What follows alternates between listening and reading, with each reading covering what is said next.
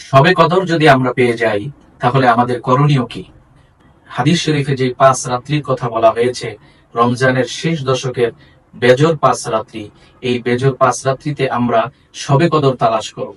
এই শবে কদরে আমরা প্রথমে গোসল করে নিব। গোসল করে পাক পবিত্র হয়ে আমরা ইবাদত বন্দিগি শুরু করে দিব। ইবাদত বন্দিগির ভিতরে একটি হলো নামাজ। আমরা বেশি বেশি এই রাত্রিতে নফল নামাজ পড়ব। নফল নামাজ অর্থাৎ এশার নামাজের পর থেকে নিয়ে ফজরের আগ পর্যন্ত যেই নামাজগুলো পড়া হয় এটাই হলো নফল অথবা তাহাজ্জুদ। আমরা 2 রাকাত করে এই নামাজটা পড়ে নিব। 2 রাকাত করে পড়বো। নফলের নিয়ত করতে পারি, তাহাজ্জুদের নিয়ত করতে পারি, যে কোনো একটা নিয়ত করলেই আমার হয়ে যাবে। এমন ধরা বাঁধা নাই যে আমি শবে কদরের 2 রাকাত নফল নামাজ পড়তেছি, এমন কোন হাদিসে আসে নাই।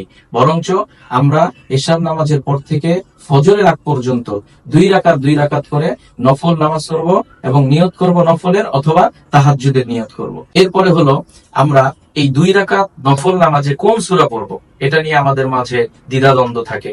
যে যেমন ছোট ছোট বইয়ের ভিতরে পাওয়া যায় এত রাকাত পড়তে হবে, 12 রাকাত, 8 রাকাত অথবা 20 রাকাত, এরকম রাকাত তারা নির্ধারণ করে দিয়েছে। এরপরে এই সূরা পড়তে হবে, কদরের সূরা দিয়ে পড়তে হবে, এই সূরা দিয়ে পড়তে হবে, সেই সূরা দিয়ে ছোট ছোট কিতাবে পাওয়া যায় প্রচলিত।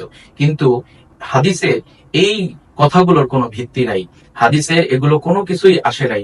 বরঞ্চ হাদিস শরীফে এসেছে যে আমরা শবে কদরের রাত্রিতে 2 রাকাত করে নফল নামাজ পড়বো।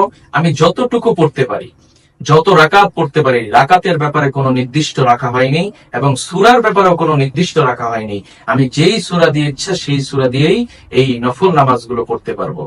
আলাদাভাবে শবে কদরের বা শবে বরাত যেটাই হোক না কেন, আলাদাভাবে যে আমাদের কোনো সূরা নির্দিষ্ট অথবা রাকাত নির্দিষ্ট এরকম রাখা হয়নি। বরঞ্চ আমরা 2 রাকাত করে নফল নামাজ পড়বো, আর এটাই হলো উত্তম। আমরা এজন্য বেশি বেশি নামাজ পড়বো।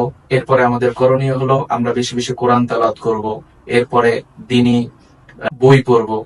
এরপরে এইভাবে জিকির আজকার করব। এভাবে আমরা এই রাতটাকে কাটিয়ে দিব। যদি আমরা এই রাতকে এইভাবে কাটিয়ে দিতে পারি তাহলে হাদিস শরীফে যে ঘোষণা এসেছে, নবীজি সাল্লাল্লাহু আলাইহি ওয়াসাল্লাম বলেছেন, মান কামা লাইলাতুল কদরি ঈমানান ওয়া ইহতিসাবান গুফিরা লাহু মা তাকদ্দামা মিন যামবিহি।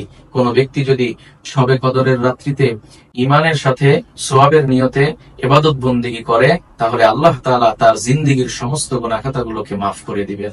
আল্লাহ তাআলা আমাদেরকে এই শবে কদরে ইবাদত বন্দেগী করে এই সওয়াব অর্জন করার তৌফিক দান করুন। আমিন।